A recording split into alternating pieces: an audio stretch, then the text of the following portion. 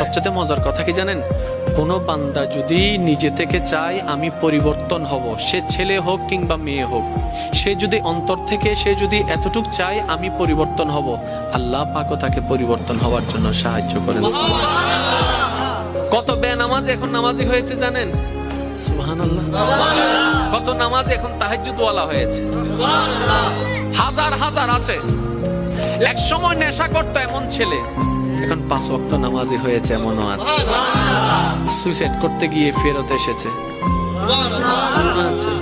এক সময় যে কথার আগে হাত তুলতো, সে এখন গালি শুনলো মুস্কি হাসি দেয়।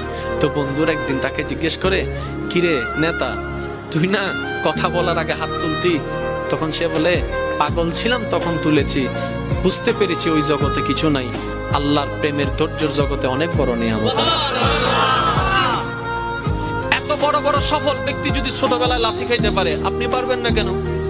আর সবার কথা বাদ দেন, ও নবী, আপনি শুধু একবার বলতেন জিবরাইল উল্টাই দিত, আপনি বললেন না কেন? নবী রাহমাতুল লিল আলামিন বলে, পাওয়ার থাকার পরও যে পাওয়ার দেখায় না, সে তো সত্যিকার পাওয়ারফুল ব্যক্তি। সুবহানাল্লাহ। যার হাতে